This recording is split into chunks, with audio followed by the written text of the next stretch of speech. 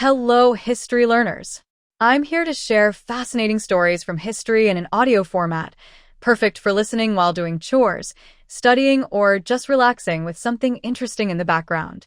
If you enjoyed today's episode, consider subscribing for more history content like this.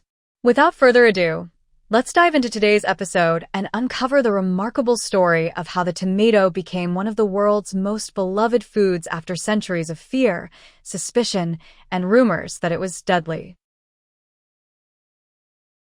In the middle of the 1500s, strange ships returned to Europe from the Americas carrying objects nobody there had ever seen before.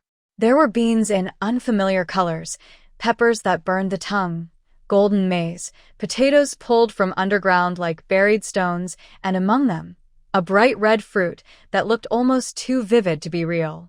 The tomato arrived quietly. At first it appeared in the gardens of Spanish and Italian nobles, more as a curiosity than a food. The plant had twisting vines and a sharp herbal smell. Its fruit hung like ornaments, glossy and red, almost theatrical in color. To Europeans, it looked suspicious immediately. The tomato resembled plants they already feared. Scholars and physicians noticed that it belonged to the same family as deadly nightshade, henbane, and mandrake, plants associated with poison, madness, witchcraft, and death. This was not a superstitious age pretending to be rational. It was an age where people genuinely died from plants all the time. Apothecaries mixed medicines that could heal or kill depending on the dose. Women were accused of poisoning husbands. Noblemen feared assassins slipping toxins into wine. The line between medicine and poison was thin and poorly understood. So when the tomato appeared, Europeans examined it with suspicion instead of hunger. In parts of southern Europe, especially Spain and Italy, some people experimented with cooking it. But farther north, in England and its colonies, the tomato acquired a darker reputation. Many households grew it only as decoration. People admired its appearance from a distance, the way one admires a dangerous animal in a cage.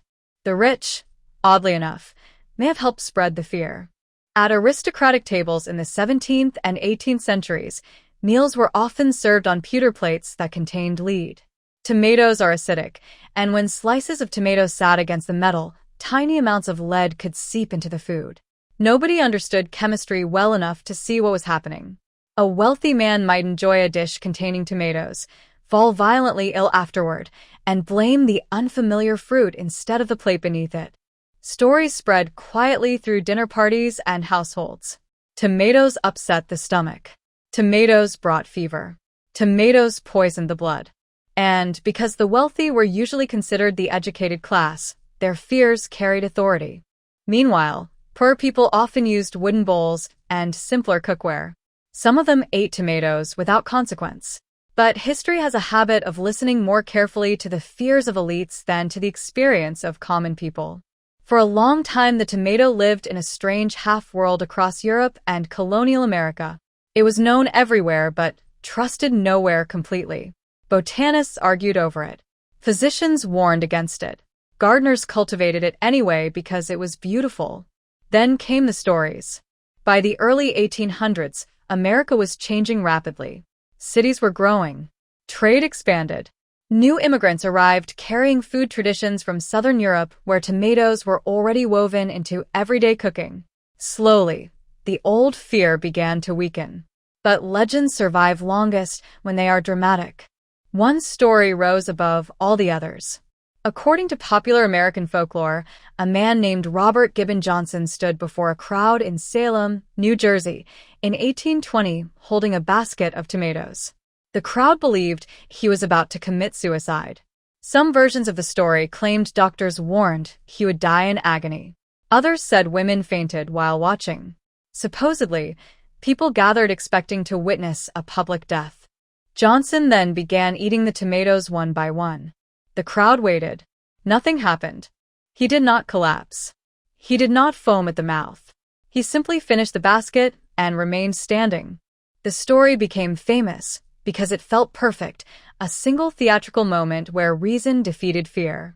But historians later discovered something disappointing and fascinating at the same time.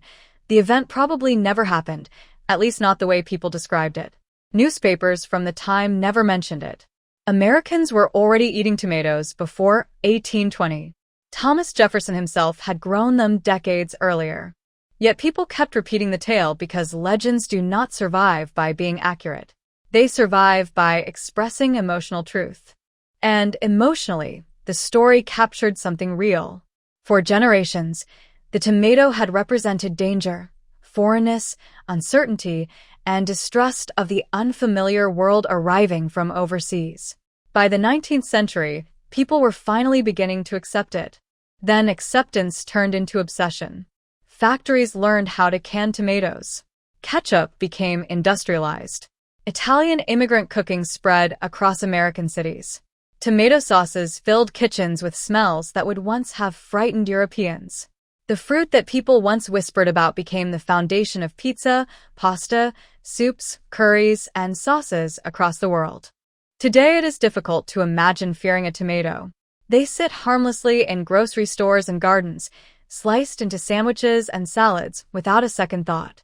But for centuries, people looked at that same bright red fruit and saw something almost supernatural, beautiful, foreign, seductive, and possibly deadly. Thank you for listening to today's episode. I hope you enjoyed this journey into history. Be sure to come back tomorrow for another fascinating story from the past. And if there's a historical topic you'd like to hear about, feel free to leave a suggestion in the comments. Your ideas might inspire a future episode.